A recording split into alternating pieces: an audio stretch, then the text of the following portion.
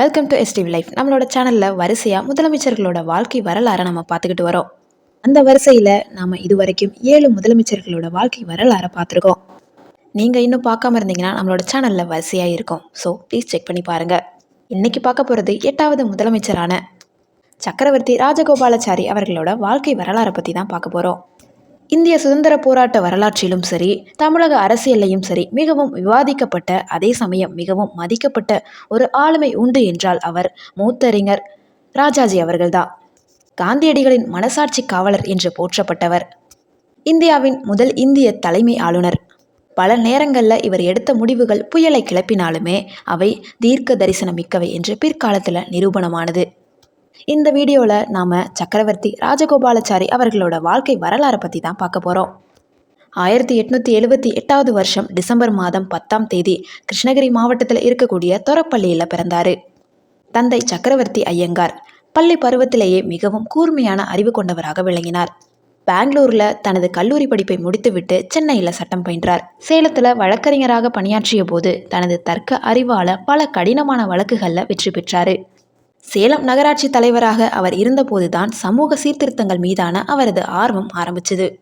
1919வது வருஷத்தில் காந்தியடிகள் சென்னை வந்தபோது ராஜாஜியின் வீட்டில் தான் தங்கினார். அப்போதான் ரவுலட் சட்டத்திற்கு எதிராக போராடும் யோசனையை காந்தி முன்வைத்தார். ராஜாஜியின் அறிவாற்றலை கண்டு வியந்த காந்தி அவரை தனது வலது கையாக ஏற்றுக்கொண்டார். ஒத்துழையாமை இயக்கம்னு பார்த்தோன்னா தனது பெரும் வருமானம் தந்த வழக்கறிஞர் தொழிலை முழுமையாக துறந்தார்.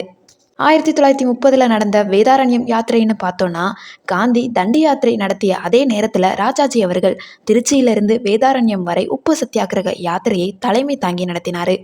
ஆங்கிலேய ஆட்சியை தமிழகத்தில் ஆட்டி படைத்த தருணம் அது. 1937வது வருஷம் தேர்தலுக்கு அப்புறமா ராஜாஜி முதலமைச்சரானார். இவரது நிர்வாகம் பல அதிரடி மாற்றங்களை கண்டது. முதல்ல சேலத்தில் மதுவிலக்கை அமல்படுத்தினார். அதனால் ஏற்பட்ட வருவாய் இழப்பை சரி செய்ய விற்பனை வரி, அதாவது சேல்ஸ் டாக்ஸ் முறையை அறிமுகப்படுத்தினார். ஆலய நுழைவுன்னு பார்த்தோன்னா மதுரையில் வைத்தியநாத ஐயர் தலைமையில் ஒடுக்கப்பட்ட மக்கள் மீனாட்சி அம்மன் கோவிலுக்குள்ளார நுழைய முழு ஆதரவு தந்து சட்டமும் இயற்றினார். ஹிந்தி எதிர்ப்புன்னு பார்த்தோன்னா பள்ளிகளில் ஹிந்தி கட்டாயம் என்ற இவரது முடிவு பெரியார் தலைமையிலான நீதி கட்சியினரால் கடுமையாக எதிர்க்கப்பட்டுச்சு. இது தமிழக அரசியலில் ஒரு பெரிய திருப்பு முனையாக அமைஞ்சது. 2ஆம் உலகப் போரின் போது காங்கிரஸ் அமைச்சரவைகள் பதவி விலகின. பாகிஸ்தான் பிரிவினை கோரிக்கை எழுந்தபோது ராஜாஜி ஒரு நடைமுறை தீர்வை முன்வைச்சார். இது காங்கிரஸிற்கும் பலருக்கும் பிடிக்கல. இதனால் அவர் சிறிது காலம் கட்சியிலிருந்து ஒதுங்கியே இருந்தார். ஆனால் பிற்காலத்தில் இந்தியா பிரிக்கப்பட்ட போது அவர் சொன்னது தான் நடந்தது என்று பலரும் உணர்ந்தாங்க. 1947வது வருஷம் ஆகஸ்ட் மாதம் 15ஆம் தேதிக்கு அப்புறமா மவுண்ட் பேட்டன் பிரபு பதவி விலகியவுடன் 1948வது வருஷம் ஜெனரலாக பதவியேற்றார்.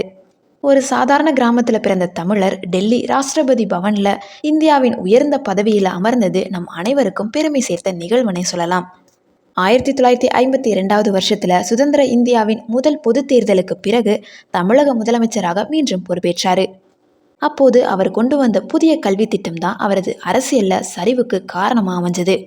மாணவர்கள் காலை பள்ளிக்கு செல்ல வேண்டும், மதியம் தங்களது பெற்றோரின் குலத்தொழிலை கற்க வேண்டும் என்ற அத்திட்டம். இதை குலக்கல்வி திட்டம் என்று திராவிட இயக்கங்கள் மிக கடுமையாக எதிர்த்தன. இதனால் 1954 அவர் பதவி விலக நேர்ந்தது. காங்கிரஸ் கட்சியோட சோசியலிச கொள்கைகளை எதிர்த்து 1959 சுதந்திர கட்சியை தொடங்கினார். அது நேருவின் கொள்கைகளுக்கு பெரும் சவாலாக இருந்துச்சு. அரசியல் ஒரு புறம் இருந்தாலுமே ராஜாஜி ஒரு மகா கவிஞர் மற்றும் எழுத்தாளரும் கூட. கல்கி இதழில் அவர் எழுதிய சக்கரவர்த்தி திருமகன் மற்றும் வியாசர் விருந்து இன்றும் பல லட்சக்கணக்கான மக்களால் படிக்கப்படுது. இதற்காக அவருக்கு சகாத்திய அகாடமி விருதும் கிடைச்சது. 1954வது வருஷத்தில் இந்தியாவின் முதல் பாரத ரத்னா விருதை பெற்று சிறப்பித்தார். 1972வது வருஷம் டிசம்பர் மாதம் 25ஆம் தேதி தனது 94 வயதில் மறைஞ்சார். ராஜாஜி ஒரு தனி மனிதர் அல்ல, அவர் ஒரு சகாப்தம். அவர் எடுத்த பல முடிவுகள் இன்னைக்குமே விவாதிக்கப்படுது. ஆனால் அவருடைய நேர்மையும் அறிவுத்திறனும் யாராலையுமே மறுக்க முடியாது. நீங்கள் ராஜாஜி அவர்கள் கொடுத்த சட்டம் சரியா இல்லை மிகப்பெரிய அளவில் தவறாங்கிறத என்னோட கமெண்ட் செக்ஷனில் சொல்லுங்கள்.